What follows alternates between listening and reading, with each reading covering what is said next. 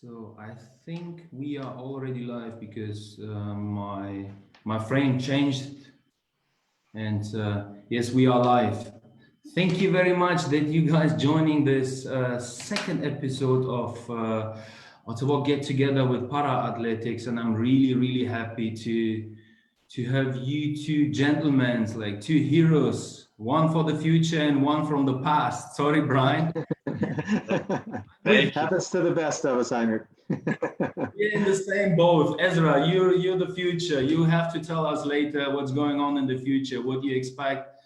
We are going to have a generation talk, and I'm really happy to have this topic because I think we have one thing that it's for the future and from the past. We have one thing that drives us through the sport that we are doing. We have the same values, and at the end, it's the passion that brings us to different levels and push the limits of a disability. And I would really love to see you guys communicating and interacting together. Ezra, if you have a question from Brian or from my side, like from myself, you can ask me and Brian, and we would like to know from you from where everything started. And I know that you are one of the pioneers when it comes to carbon fiber feeds. You are the reason that we are, like Ezra and myself, that we had a easier career because you did the whole hard work. And I will pass the word to you, and maybe you can introduce yourself, and after that you will introduce yourself, and then we keep on going. Thank you very much for doing this. Yeah, absolutely. Thanks, Heinrich. Yeah, so Brian Fraser, for those of you that may not know me, I'm a former Paralympic athlete. I actually competed in 4 Paralympic Games from 1996 to 2008. And I lost my limb in 1992. And prior to that, I was a track athlete at the university that I was attending in the States at North Carolina State University. So I did have a track background prior to my amputation. So naturally, after my amputation, I wanted to get back into sports. Sports was a huge part of my life. I recognized myself, a lot of my identity revolved around sports. So it was very important for me to get back into track and field. And that's, fortunately for me, I did have the support of a good prosthetist and coaches around me that, and family members that helped support me get back into sport. And as Heinrich mentioned, though, at that time in 1992, there were no sprinting specific feet available. So I remember my first national championship, I was competing in a Veriflex foot, and that was my sprinting foot, right? And so things changed dramatically, I'd say around 1996, because as I mentioned, I lost my foot in 1992. And 1996 is when the first sprinting foot was introduced. But again, many of the athletes or even the manufacturers didn't know what to do with them. I remember they were anteriorly mounted off the front, Heinrich. Can you believe that? So the entire foot is off the front of the socket, and so your weight line's completely behind it, and it was a disaster. So, and we were all like, these sprinting feet are terrible. I want to go back to my walking foot, But eventually we figured it out. We got the alignment right. And of course, as we all know, that revolutionized Paralympic sport is to get those product-specific feet. But I also, during that time, it was difficult because I was trying to figure out what suspension am I going to use. I started off with a fork strap and waist belt, if you can believe it. And I remember the first time I did long jump, the rivets popped and my leg went flying across and went out of the long jump pit. And I was like, can we just measure from the foot and not where my body landed? Because that would be a world record. But those things. It's nice to see Ezra's face. He's like completely shocked. Ezra, don't words. We need you. Like. But those things early on, when athletes were trying to figure out what technology is best, what suspension is best, it was because everything was brand new, and fortunately for the athletes that came in later generations, we had figured a lot of those things out. And we were able to guide new athletes to say, these are the best feet. This is the best alignment for these feet. This is the best type of suspension for sprinters. This is the best type of suspension for long distance runners, and really get product specific in regards to the type of sport and activity that the amputees are doing. And of course, along with that progression, lo and behold, we saw faster times, we saw better competitions. That knowledge transfer in the technology sector certainly transferred over to the performance of the athletes, because what it eventually allowed athletes to do, like Ezra, he didn't have to take so much mental energy and time spent in figuring out, okay, what is the right setup for me? Is my prosthesis going to support me? Am I not going to fall when I run in this leg or jump in this leg? Yeah. And that just allows the athletes to train, right? Just like able-bodied athletes do. You got the right setup, you go out and you train and you get prepared for your event. And I think that was one of the biggest accomplishments of having that knowledge transfer and allowing athletes to train as their able-bodied counterparts and really seeing what they can do. It makes you feel like you're belonging to really the track people. You don't have to mess around with different problems. You can only enjoy what you do. And exactly. I mean, I never was worried about if I was going to fall on this new leg and all like the alignment stuff. That was more like, I just got the blade, we pick the blade, pick the knee, and then I just go, you know what I mean? So you're completely right. But you're different. We have to tell you different. You're really crazy. You just like do whatever you want to do. I thought like, to be honest, I thought like that's not possible to jump with as an above knee amputee to do high jump with sprinting knee. But you prove even me wrong. And maybe you can tell us who you are, how old are you? Because people will be shocked what you're doing in that age.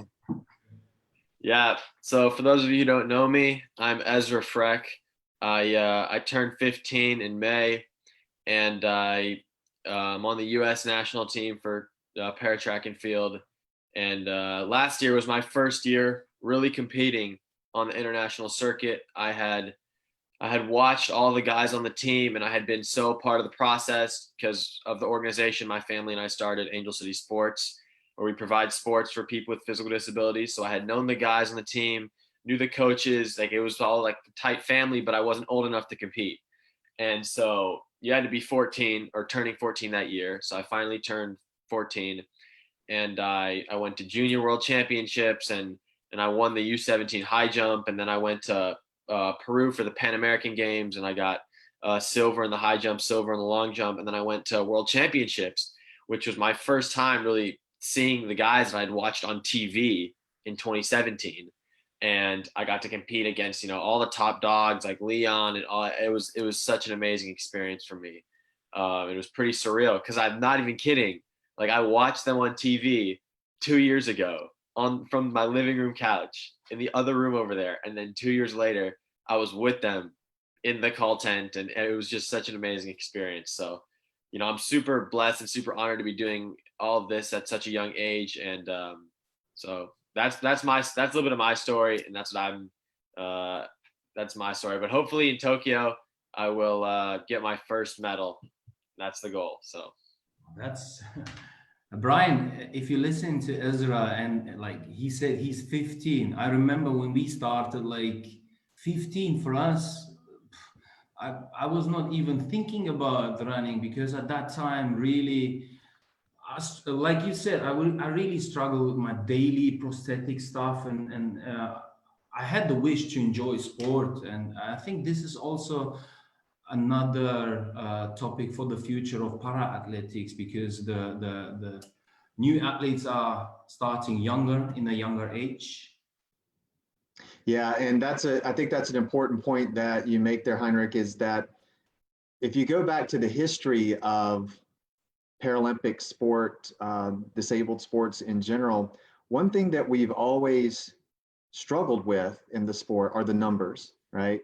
The number of athletes that are competing, and especially trying to find those elite level athletes that are going to, now that these days with the IPC and the standards that we have, which are good, because I think that we're really wanting to every year increase the standards and make the competition the best that it can be. But that also has to be balanced with making sure that we have the numbers that we need in order to have the different events. And going back again, talking about my history into the sport and to where we are now from what Ezra might be used to as what's normal in sport.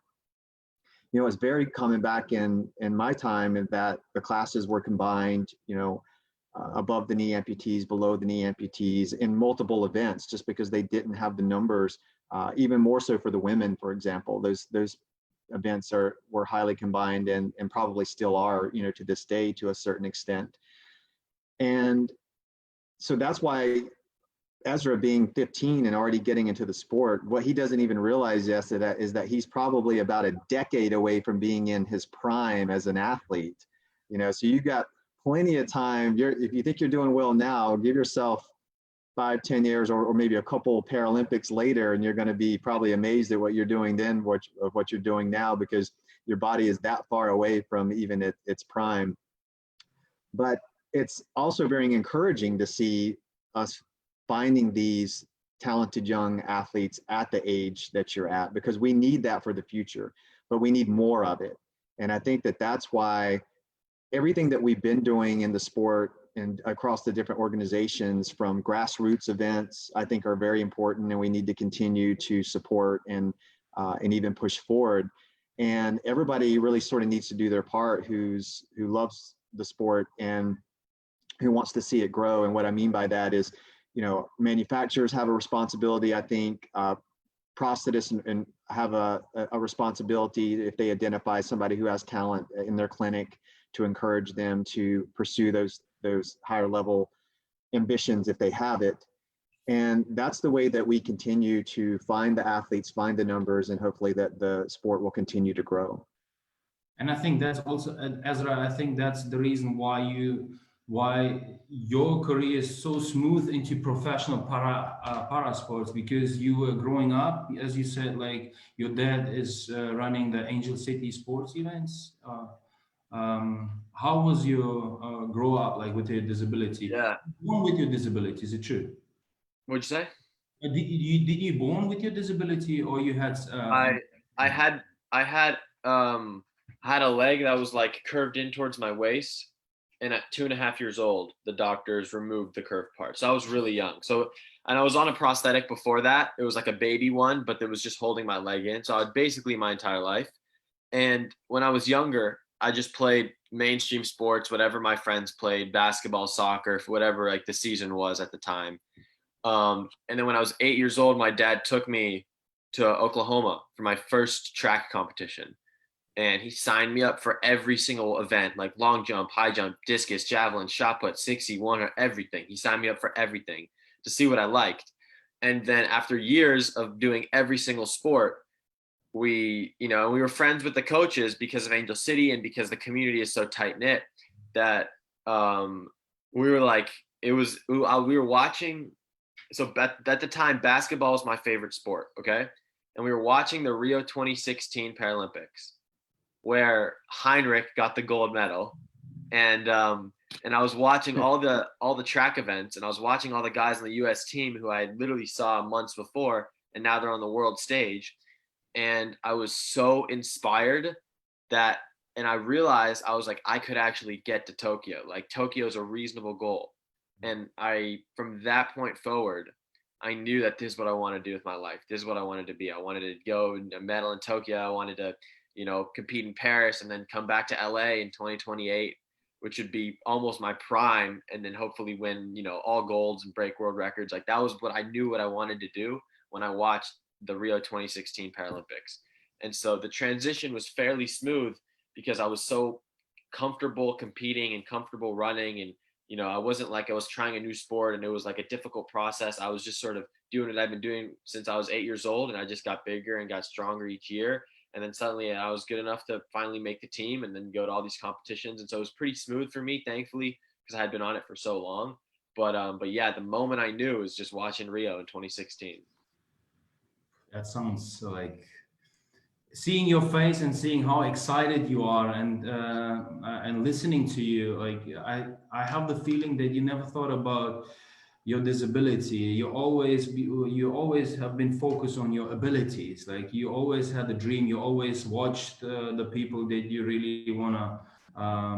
Like, you always had your role models, and I think Brian and myself, and as I said, Brian was the Brian was the pioneer, and I think few years later, not that much later, I was in the same like in para sports, and I remember myself that Brian, you said something like it's a community, and we only had the chance to see each other at the big events. Like that's where everything extended. That's where everything where we helped each other. And I think at this time you have a different connections with the athletes. You like if Leon is doing a competition today, 2 hours later, you know what result he had. Like and. It was completely different. I remember Brian Lille 2002. Remember you? Do you remember where we were talking about prosthetic alignments, and there were athletes like Marlon, Earl Connor, Marlon Shirley, like all the other pioneers. And really, what I did, now we coming to technology. What I did in the beginning, I was looking at the best athletes and I copied their leg. Ended up with being not able to run, like because I was focused on. And maybe Brian, you can say something to technology, because we see these days, we see Johannes, he's running on the old Springlight 1E90 sprinters. When was the year that the blades came on the market? Brian, you know that because I think you one of the athletes that tested the blades. Yeah, it was 1996 was the first year that they launched the first sprinting blade. And as I mentioned before, with not a lot of data or sound recommendation behind it, it was more experimental in the beginning. And a lot of the athletes and prosthetists had to sort of figure it out for themselves, which we did, and then share that information with the manufacturers. And of course, that's how we learn, and that's how that knowledge transfer happens. But yeah, I think it's a great point, Heinrich, in that, you know, you look at not only the technology, because if you think about it, the technology that was introduced in 1996 isn't really too different from the technology that we still run on today. It's just that now we know exactly what the alignment should be, right? And for different types of scenarios, for example, you know, if you have a transfemoral runner with a very short limb versus a very long limb like yourself, Heinrich, or a knee dysartic, the alignment's going to be very different between those two, right? And so is the category. And so those are the things that we know now that we can share right off the bat, that practitioners and athletes don't have to guess at anymore, because we can give very specific recommendations based off of all of the custom needs of that individual athlete. And it puts them so far ahead of the game right out of the gate, like we said. So they're not wasting all these hours on the track, setting up, videoing, I need a different category, can we send this? And so much time is lost by doing that, especially if you're trying to train for a specific event.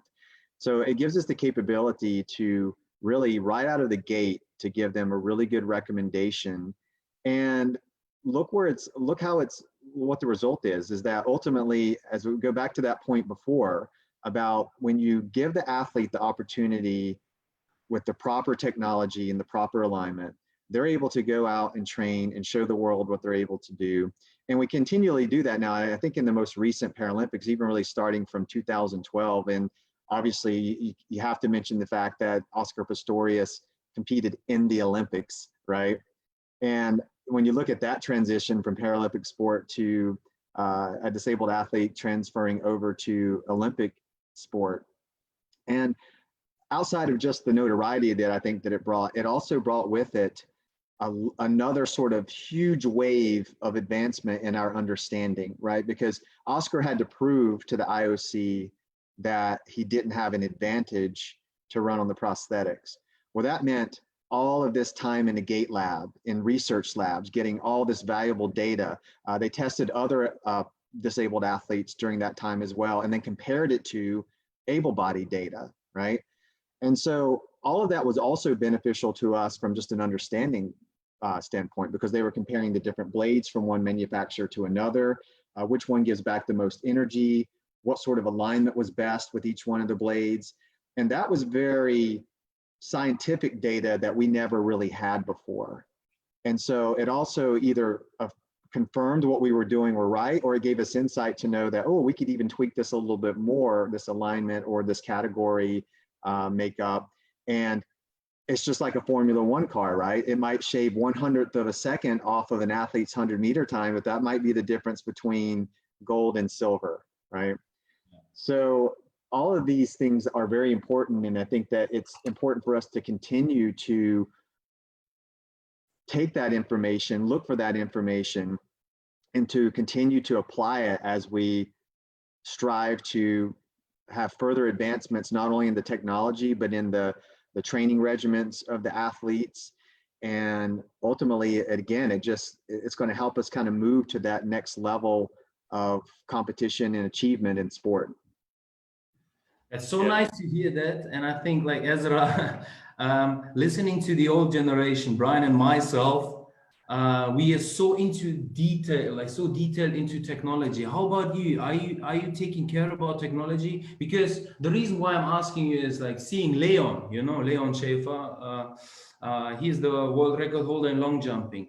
He don't care at all. If I wouldn't tighten up his screws, he would jump with open screws. He just want to enjoy long jump. How about you, Ezra? Are you thinking about the technology, or are you interested?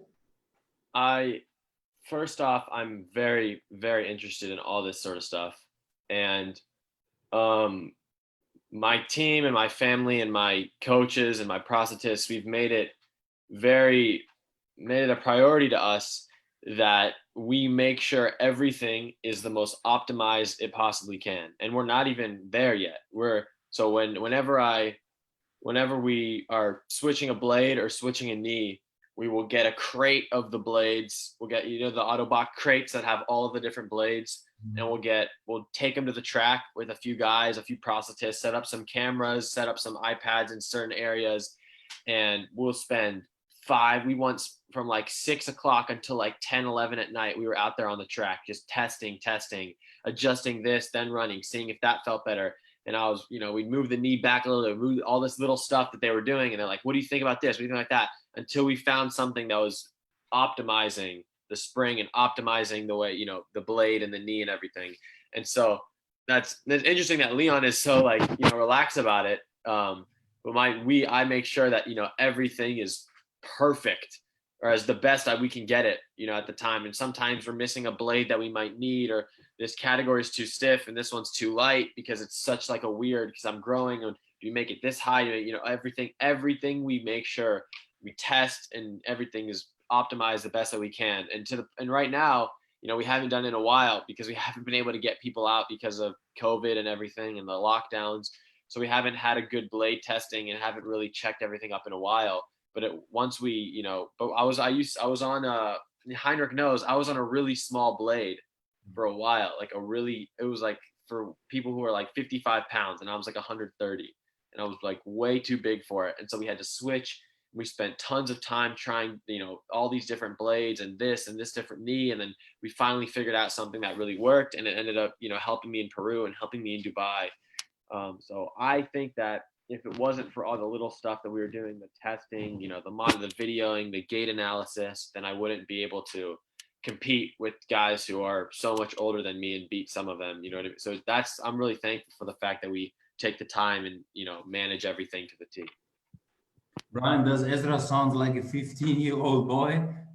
He doesn't. He's very mature for his age, but that just goes to show that he's a serious competitor, and any serious competitor is going to want to acquire as much knowledge as they can. I mean, that's what's unique about our sport, right? Is that, I mentioned before that I was a able-bodied sprinter prior to losing my limb. And I remember the first world championship that I qualified for in 1994. That was my first big event, and it was in Berlin, Germany, Heinrich. So that my first trip internationally was to Germany. And I really never understood, even at that time, because in 1994, I would say that the sport was still really trying to grow at that point. But we were a national team, right? We traveled as a national team. And so far, I'd only really competed or been alongside other amputees, but then we had the wheelchair athletes, and we had the blind athletes, and we had the CP athletes. So all the different classifications and categories. And when I saw the size of our team, and I remember we were walking around in Berlin, And there was this huge group of us, about 20 of us, amputees walking around, and we're all walking with our shorts and our technology. And I just remember sitting there thinking, I was like, wow, I never even realized this world existed. And it was just so cool because, as you mentioned, Heinrich, we were at that time, everybody was still trying to figure things out. So we were taking pictures, we were sharing recommendations about alignment and that sort of thing. And that's a lot of how the knowledge transfer happened then. But now, you know, Ezra is in the position to where he can work with knowledgeable prosthetists because they can work with the manufacturers, or maybe they've worked with athletes before. And that's something that's really helped the community as well, is that now you have more practitioners who, and they may not even be a world-class athlete or somebody who's competed in the Paralympics. It may just be an amputee that came to them and said, hey, I used to run before I lost my limb and I want to run again. I just want to go run a 5K, or I want to go run a mile, or I want to run a marathon, or whatever it is. And they may not be a competitive athlete, but a lot more prosthetists have been exposed to amputees wanting to get back to an active lifestyle. And they know that they can ask for that because they see it. They see it on TV, they see it in commercials, they see it on the coverage of the Paralympics, that gets more exposure than it did in years past. And it sends the message to other amputees that these things are possible. The technology is there, the know-how is there, the clinical know-how is there, and you just have to want to go and do it. Whereas before, I think they just assumed that now that I've lost my limb, I'm just not going to be able to run again, or I'm not going to be able to cycle again, or whatever sport or activity that they may have done before they may have thought was impossible, they now realize is very much possible. And I think this makes the parasport so special. Like, we really, like, we're losing limbs, but we never lose our passion. And I remember seeing Ezra wearing his, and I also like remember seeing your post, like when you got this US national track and field clothes, like everything you need to be a team member. And I remember you walking around. The swag. Yeah, he was big. He was so motivated. He was like, you can see in his, like, in Dubai, I could see in your face how motivated you have been, how you enjoyed your sport, how you enjoying your sports career, how you enjoying your pushing your limits. Like, I remember, especially the US team is always funny, and they always enjoy what you're doing. At that time with Brian and Marlon was always the same. You always, if you want to do some like parties after the competition, you try to look for a US athlete. Well, Ezra, just to kind of put it in perspective for you of your age and talk about old school and new school, and to Heinrich's comment about how proud you were to have the USA gear and all of that, which I completely understand. But, as I mentioned, I told you I did 4 Paralympic games, world championships every year, national championships every year. So over 16 years, you collect a ton of swag, a ton of uniforms and that sort of thing. Sure, yeah. And my 15-year-old son, I had a lot of this stuff stored up in the attic, right? And he went up in the attic to look for something else one day, and it came apart this whole quarter section of the attic that were just team bags of like some gear that had never even been cracked open before. It's still in the plastic, right? Really? And wow. He went through all of these bags, and all of a sudden, each day he was coming down from his room each day wearing some different type of Team USA Paralympic gear for about a month, I think. But that just puts it in perspective for me because, my son's 15 or 14 and you're 15. So you guys are basically the same age, but yet there you are competing on a USA team. And I think that's something that you can be proud of. But, I would also encourage you, because Heinrich mentioned before that we've all had role models in this sport, right?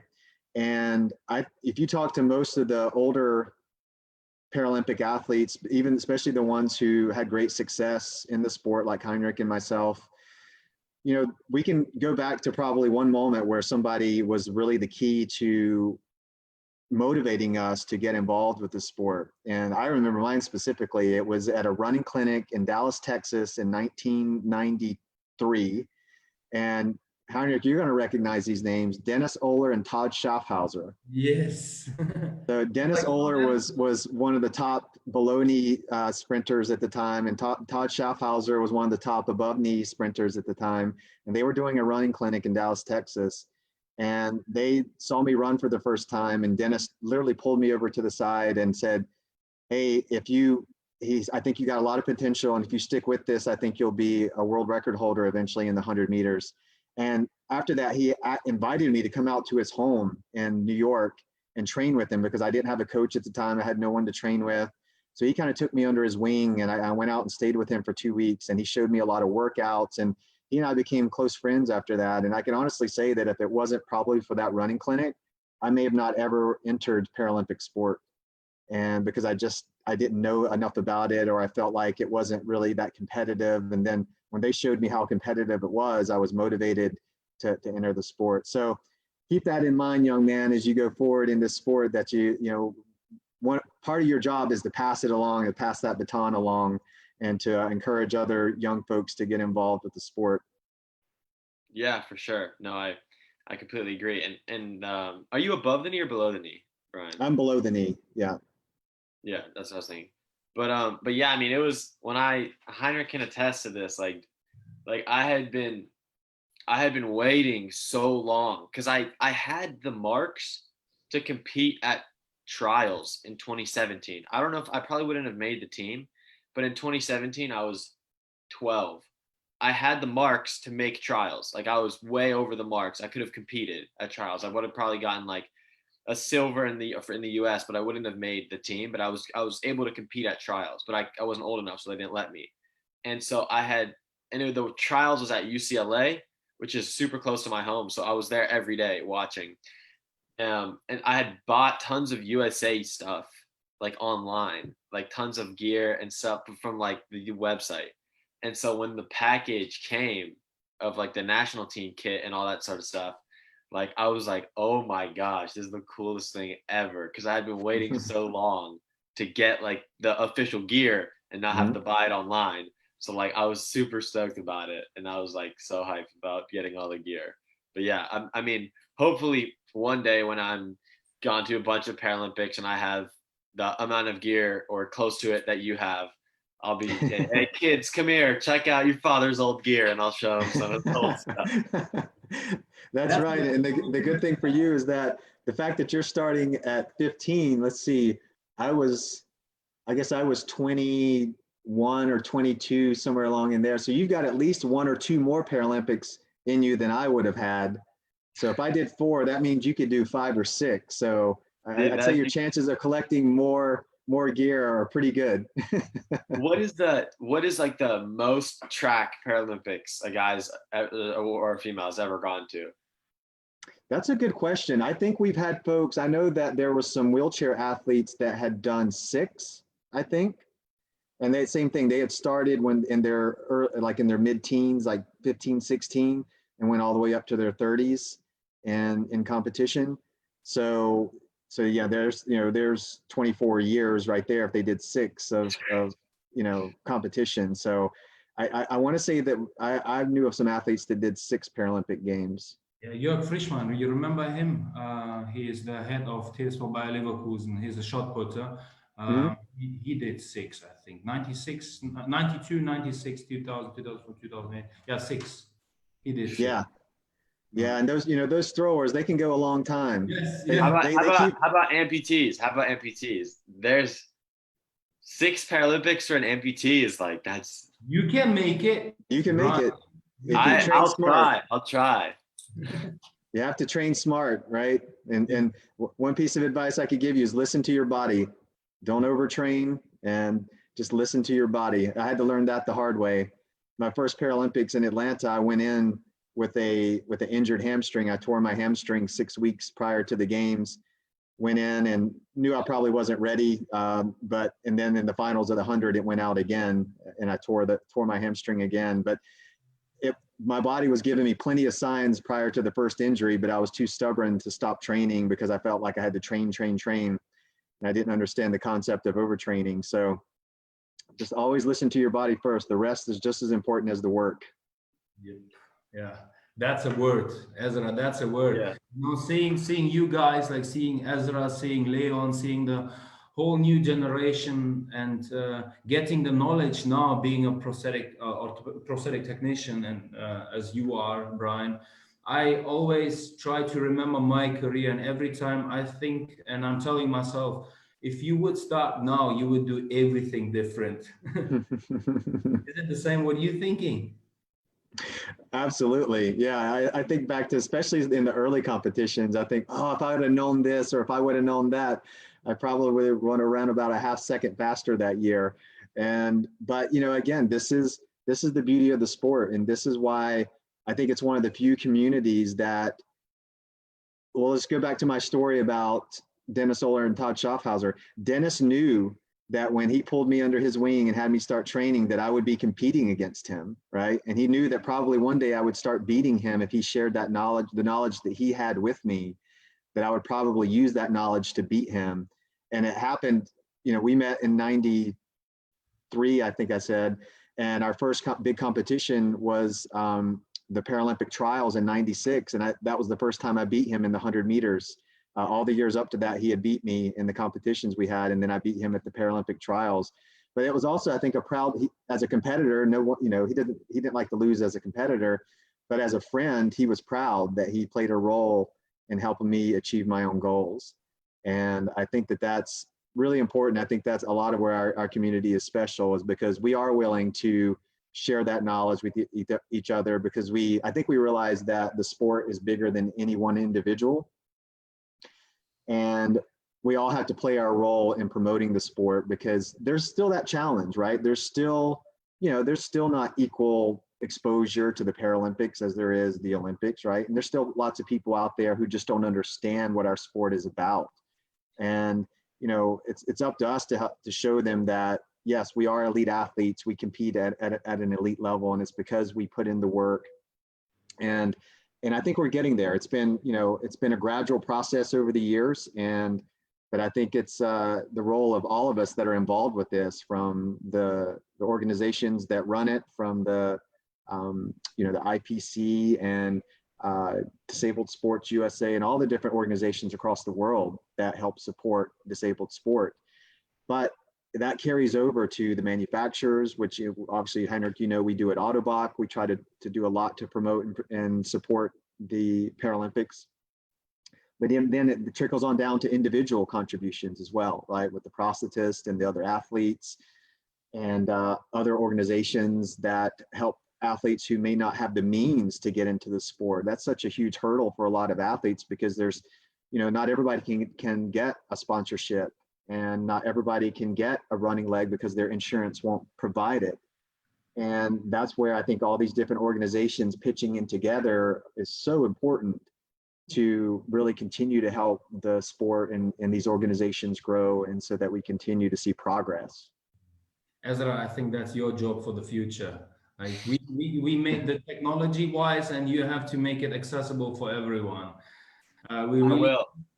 to push it. That's my job. I'll happily take that job. And also, I want you guys to think of me as like a sponge. So any advice, anything you have, whatever, I'm here to listen. I'm here to learn, because like at the end of the day, you guys know way more about this than I do, right? And so anything that I can learn from you guys, and just to help me, like I would appreciate it. Just if you had one big advice that you would give to your younger self, like what would it be? I'm just curious, just out of curiosity. From my side, my advice now is like, keep yourself as long as possible young in your mindset. Like just enjoy what you're doing. Don't put yourself too much into the details of what you're doing. Just like enjoy what you're doing, and just push yourself to different limits, and there is no limit. And as when I started to do the para sports, I was looking for my limits. The reason why I started was just because I hated the people around me telling me, you can't do this, you can't do that. And to be honest, I don't know how I achieved my goals, because I was not the athlete that you are right now, that you're really looking for information. I was just enjoying. And I think like the combination of enjoying and be open for new stuff and get the help and helping each other. And this is something like Brian is telling about his story. But Brian, you did the same. You have to tell us what you did then in your career. You also took an athlete. You made his first legs, and then what happened with these athletes? And I think I will be shocked to hear the name. Brian is the reason that also one athlete become big. And please, you can tell us the story. Yeah, well, and I played a role in that process, I would say. But yeah, so I'll give you a little backstory. So I was working for Hanger Prosthetics at the time as a prosthetist. And of course, I was also competing, and it was pretty much in the prime of my career, I think, at that point, athletically. And I got a call from our marketing department, and they said, "Hey, we've got this young kid in South Africa. His name is Oscar Pistorius, and he's kind of been following your career, and he knows you're a prosthetist, and he doesn't have a good set of running legs, and he's wondering if he could come to the States, if you could make him some running legs." And I told him, I was like, well, I normally don't make legs for my competition because we'll probably be competing against each other, but he sounds like a great kid. He sounds like he really wants to do something in the sport. And so, yeah, let's send him my way, and we'll work with him. So myself and Francois Vanderwaat, who was a prosthetist from South Africa who had worked with Oscar Pistorius as well. He was working for Hanger at the time as well. And so we got together and we kind of teamed up, and we set Oscar up on his first sprinting legs. That was in June of 2004, just prior to the Athens Games. I was still the world record holder in the 200 meter at that point. And then Athens, he smashed my world record by like 2.5 seconds or something like that, just 3 months later. So we got done at the finish line, and I give him a big hug and everything. He was just so super excited. And the reporters come up to me and they say, "Brian, like, we know that you helped make Oscar's running legs, and he just crushed your world record. How do you feel about that?" And I said, "Well, as an athlete, it sucks, but as a prosthetist, it's a really proud moment, and as a friend." And so, so that was a very, very interesting time, but also very, I think ultimately the thing that I felt was just a lot of pride that, I was able to help him achieve, some of his goals and dreams. And then look what he went on to do after that. As I mentioned before, he went on to compete in an actual Olympics. And so just having been a part of that whole process, and I've worked with, a lot of other athletes, as I know Heinrich has, both Heinrich and I have done tons of running clinics and that sort of thing over the years. And those to me have always been the most special moments. And so in answer to your question, Ezra, in advice is that, I certainly would echo what Heinrich said in regards to, any serious competitor gets really focused on what they do, but don't get so laser focused that when you have the opportunities to travel abroad for a competition, that you don't get out and see things, that you don't take in that opportunity, because that's going to be an opportunity that a lot of people never get in their lives, is to travel the world and to see different cultures and experience different things like that. So one of my biggest regrets was that I didn't make more of an effort to do more of that when I was traveling internationally, was getting out and seeing the things around me, the sights and the people, and learning more from that perspective versus just staying huddled up in my room the whole time, resting for my competition. And so definitely take time to breathe in the whole experience that you're going to be afforded. And as I said before, also always be open to try to help provide that experience for other people who are looking for it. Yeah. Thank you. That makes complete sense. When I went in Dubai and all those places, like the coaches on the team, like they're made, like he took me to the beach, he took me around, he like made sure we got out too as well. So it's a testament to what you were saying. Yeah. And sharing your experience and sharing your knowledge makes you stronger as well. And I can also I'm completely with Brian when it comes to helping each other. I think I got my last push for Rio 2016 because of Leon. He was with me in the team, and I made his when I had becoming a prosthetist. I had to have a test, and my test prosthetic leg was making a sports prosthetic leg for Leon. And I knew, okay, I will do it as good as possible to become a prosthetist. But at the end, I thought okay, when I will do it really good, he will beat me. I was in a conflict, but I really, at that time, I was like, okay, no, give it a chance, do it for him. And then ended up that I really felt his breath, like he was so close behind me. And the same with Vinicius Rodriguez. The one who, he's the first one who ran sub 12 above knee amputee. I remember him, he lost his leg 2012. And he was messaging me through Facebook saying like, I saw your race and I know you won't answer, but I want to say to you that you're a big inspiration. And luckily I was 3 months later, I was in Brazil. I invited him 3 months after his amputation, and he was coming from a poor area. I left my old stuff with him, my old blade, my old knee. And now the result, you see, he took my world record. And I think, Ezra, if you start growing with results, don't put yourself too much into results. Don't put yourself too much into the competition. Parasports is more about helping each other, and you will push your limits differently, I think, when it comes to results, when you start helping it. Share your experience, share your knowledge, and then you will get back. Brian already told you, and I can tell you as well, like it's unbelievable. It's like sometimes it's when I look on my medals, I feel not so proud when I look on the picture of the running clinics. I don't know, it's because I'm getting older, but enjoy what you do, Ezra, and do it with passion. Thank you, guys. Brian, maybe or Ezra, do you have a question from the new generation to the old generation when it comes to like not only a recommendation when it comes to technology, when it comes to coaching? Do you have anything you want to ask Brian, or is it maybe to? Yeah, I'm just curious what you guys did on your, not your sound side, but the blade side, as far as like strengthening the leg. Because I know for me, I've learned a lot about having to keep my left side, which is the prosthetic, keep that side really strong for stability purposes. And I was just curious if that was like a thing back then where they were like, were you really focused on like the, how strong your prosthetic side was, or was that not so much? No, that's a great question, Ezra, and I'm glad you brought it up, because I think it really is important to talk about and help amputees understand that it's critical that, and maybe even more critical, that sound is, or that side is strengthened, because it has the muscles that you're using now have higher requirements than they did before. Because even at the most basic level of take a transtibial amputee, now that we don't have the gastroc muscle or the soleus muscle or the Achilles tendon, that's a powerful group of muscles that you used to use to run and jump, right? And now that that's gone, that gets transferred, and the responsibility becomes higher on the hamstrings and the quad and the gluteal muscles. So they become stressed more. And so they have to be stronger really to be able to hold up to a high level of training.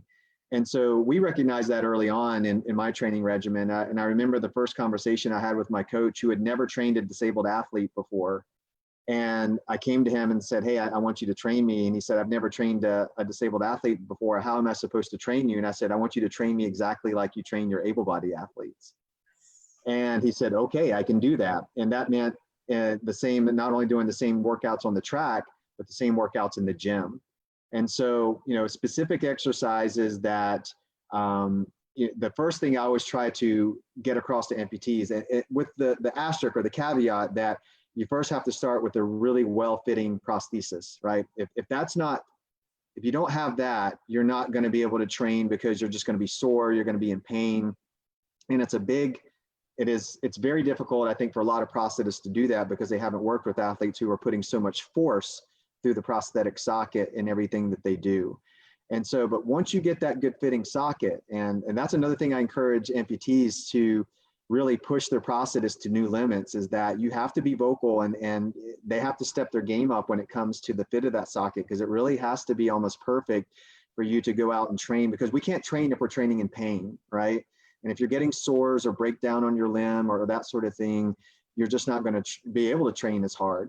But if you've got that socket fit, And from that point on, you really, the biggest advice I give to amputee athletes is that you treat that limb like you treat the sound side. So that means you're still doing the hamstring curls in the gym. You're still doing straight-legged deadlift. You're doing all the Olympic lifts with power cleans and that sort of thing, and treating the sounds, the amputated side the same as the sound side. Trying to keep equal weight distribution through those type of Olympic lifts is really important, because subconsciously you're going to have the tendency to favor your sound side, right? You're going to try to use the sound side more to do that power clean or that squat that you're doing in the gym. And that was one thing I had to focus on mentally early on, was keep equal weight distribution and try to keep equal use. And through each of these training exercises, and even when you're running, you want to feel symmetric, that you're applying the same amount of force with one leg versus the other. And because it's not automatic in the beginning, your body's tendency is going to be to favor the sound side. And so once you can get your mind to say, I'm going to treat this prosthesis like it's a natural limb, then you'll start to see the strength come in and the symmetry come in to the sound side, and you'll certainly see improvements in your performance at that point. There's nothing to add. It's like that. That's the perfect explanation about what you have to focus on. I always, when I did the running clinic, the most important thing, what I tell the people who start first with a prosthetic, and also with Leon and all the athletes in Leverkusen, like Johannes, Felix, Marcus, it's always about the balance and the timing. You have 4 limbs that are in charge for the movement. Use all 4 limbs at the same time and train all 4 limbs. And this is often, when it comes to the technology topic, I always explain that to the reporters. Every time I got asked from a reporter, hey, your prosthetic is better than your real leg, I said, like, okay, fine, maybe it's better, but what happens when the left side is faster than the right side? You're sitting in a boat. What happens when the left side is faster than the right side? You will be in the curve. That's right. This makes no sense to make my prosthetic faster than my healthy side. Then there is no technological advantage. I have to adapt my prosthetic and my sound side to each other. It's all about balance and timing. This is what you have to be focused on. For me, since I'm an above the knee amputee, the squats and are really difficult to do 100% evenly, because I don't have a MPK, I don't have a microprocessor. So when I bend my left knee, it just goes out. If I put weight on it when it's bent, it goes out. So what, Heinrich, since you are above the knee amputee, how do the guys like Leon and all them, when they're weightlifting and doing, how do they compensate for that? Take the leg off. So squat on one leg. No, use a bench. Put your stump on a bench. Leon is taking off his leg, and he's bringing the ground on a higher level. He's standing, because you can bury weight on your stump. Yeah, I can bear weight on my stump. You stand on something that's exactly the same height that your below leg on the sound side. You know what I mean? And so I would be standing, and then I'd put the stump on like a bench or something. And then when I would go down, I would just sort of go back, and then I'd push down on the bench to lift myself back up. There's no knee moving away, nothing. And so take the leg off, because there's an issue. Yesterday, actually, I was squatting for the first time in a while, because I was on vacation with my family, and I went back, and what I would do is I would kick the left leg, the blade, I would kick it really out far to the side, and I would be standing like this, and then this would be out here. And so when I tried to bring it back, it would hurt my adductors. And it was because I was putting so much weight trying to bring it back in, and it messed everything up. And so that's now makes sense that he just does it. He takes his leg off completely and puts his stump on that. That makes sense. He's doing it with squats, with deadlifts, with everything. He needs pressure on his thumb. Also, someone who is not amputated through the knee. If you take the lower part of your leg away, and then just use the socket and stand on a bench and then do the squats. Just give yourself the safety on your prosthetic, on your amputee side, that you're not moving around, and then enjoy the weight sessions. That's really good. I'm going to use that today. I'm going in a few hours. So We are going to see that on your Instagram. I think like, and this is the big difference. As I mentioned before, when we saw each other, Brian and myself, we were exchanging the knowledge every 2 years on the World Championships and then Yeah. at the Paralympics. And I think like the new generation, you're exchanging everything through social media, and this is also a big change for our sports as well. I think. What do you think about that, Brian and Ezra? I know Ezra, you famous on social media.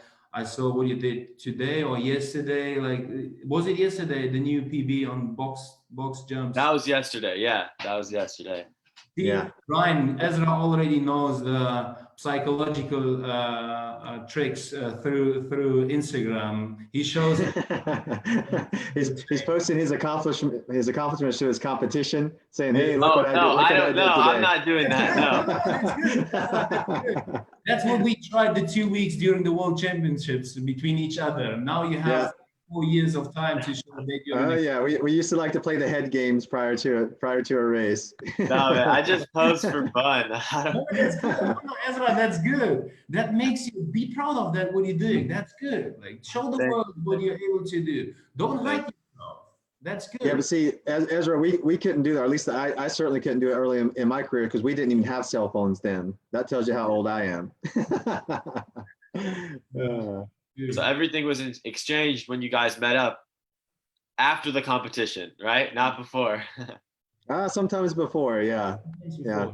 Sometimes before. But like for me, a lot of the guys, I'll just text them a video, like on the US, I text some of the guys, I'd just be like, you know, give me a few pointers. And so it's super easy. It's completely different than I'm sure it was. Like, cause you couldn't send them a video and then they call you and like FaceTime you and tell you, you know, what was happening or what you need to change. So that's so crazy. It was not possible. It was completely different. And I think like this is really that makes you guys more competitive. That makes you guys more possible to enjoy what you're doing. And this is like, I think that's the biggest difference between our old generation and the new generation. And like we are coming to the end, and I have 2 questions coming from social media. And the first question is to both of you. At what point in life did you decide being an amputee wasn't going to hold you back? Well, I guess I'll go first since I'm the old guy here. You know, that's a really great question because a lot of people would assume that it was the first time that I ran again, or that I ran on a prosthesis might have been that moment, but it actually wasn't. And I don't even think I really shared this with a whole lot of people, but I remember I was in my dorm room back in college and I'd gotten my first good fitting prosthesis. Now my first one, you know, I struggled with it just because I was a new amputee like a lot of people do. My limb was changing. But I got my first good fitting prosthesis and I walked back into my room and some music was playing and I started dancing a little bit. Just did a little jig right there, just nobody around, just myself, right? And the fact that I was able to dance again, I thought to myself, that's it, I'm back, right? this amputation is not gonna hold me back. And I was like, next is running, that's the next goal. And which eventually I did. And it was honestly, but from that first little thing that I showed myself that I could do, from there on out, it was just setting new goals and accomplishing those goals. And each time you were able to realize there's really nothing that I can't do with my amputation. That's great to hear.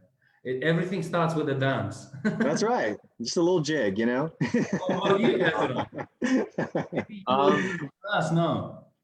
I can't remember like a specific moment just because my whole life I haven't grown up with anything different. Like my whole life I've just grown up with a prosthetic leg and just, you know, made things work and, you know, played basketball with my friends. And I didn't process to me that I was like anything different when I was younger. I mean, as far as like not the moment I knew I'm not letting my disability hold me back or my amputation hold me back. I mean, it was just since I was like a little kid. I wasn't going to let my situation stop me from making the most out of my life. And I think a lot of it came mentally too, because as I got older, when I was like 4 and 5, I would get like super sad and super depressed. Like all my friends are, you know, why am I the only kid in my school with one leg? Why am I the only kid that I know with the prosthetic? And then And so it took a lot out of me, right? And then I realized I was born this way. There's nothing I can do about it. What's the point in sulking and sitting in the sadness when I can make the most out of my life? I can be the best athlete. I can be the best friend, the best brother, the best son. You know what I mean? So there was no point in feeling sorry for myself when this was just the way it is. And I had to make the most out of my life. And so I found a lot of happiness through sports because it took my mind off my disability.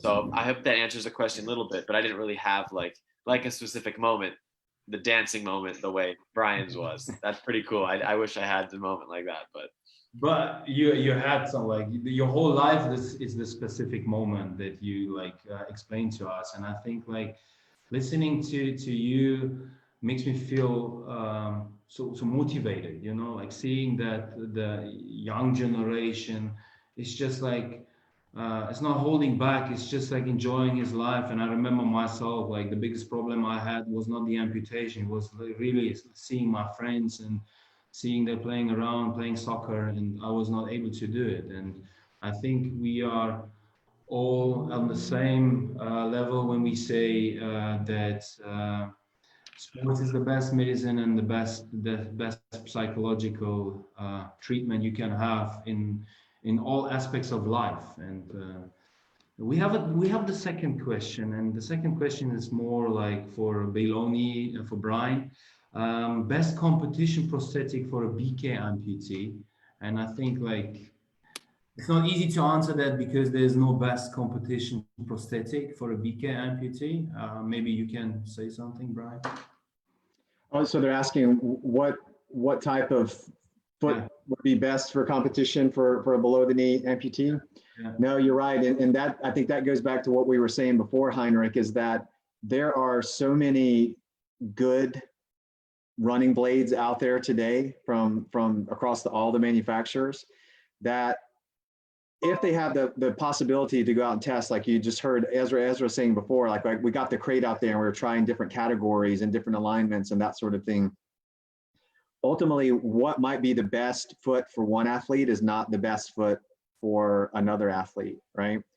And so my recommendation is to try to test, if you can test more than one, to figure out what works best for the type of sport that you're doing or the event that you're doing, what your running style or your running gait is, because that all varies a little bit from athlete to athlete.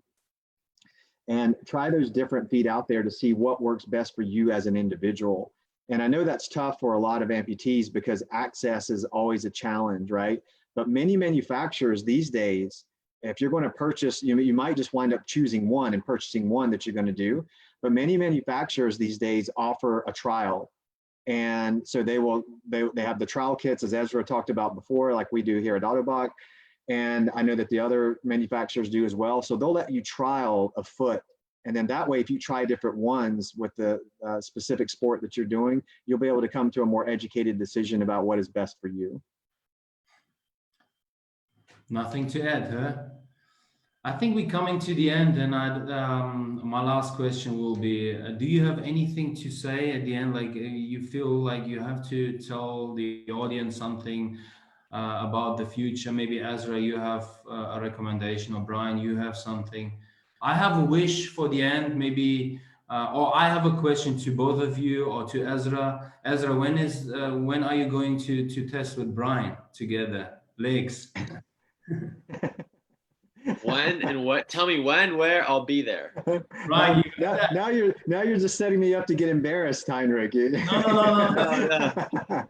No. It's funny that you bring that up, Heinrich. I think what a better solution would be is that we should just try to coordinate some masters events along with like some of the events that Ezra's doing, like at national championships. They should throw in a masters 100, right? Where all of us old guys just show up and we run against each other again for old time's sakes. How about that?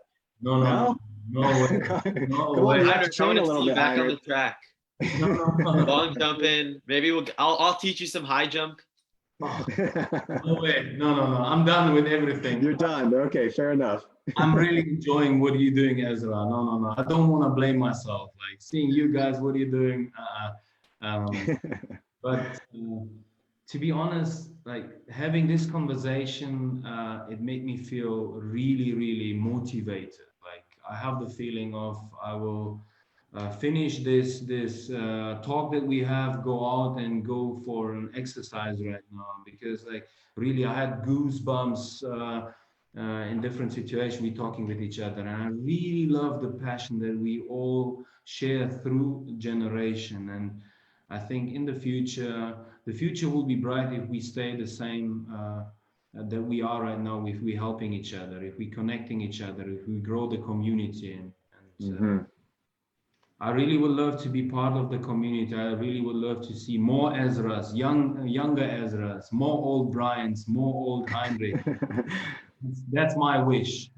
If you have a wish for the end of this talk, please tell us. And I'm really proud of this talk. I'm really proud of what you did, Brian, for the whole movement.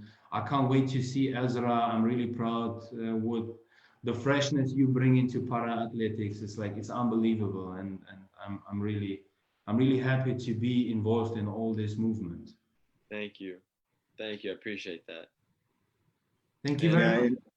Yeah, and I was just going to say, Heinrich, I totally agree with you, and I think that exercise and sport plays such a huge role in everyone's life, right? And to some degree, because it helps you mentally, it helps you relieve stress, it keeps you feeling better, and I think the fact that we are all playing these roles in not only encouraging amputees and people with disabilities to get involved with sport and exercise, but providing the pathway for them to do that.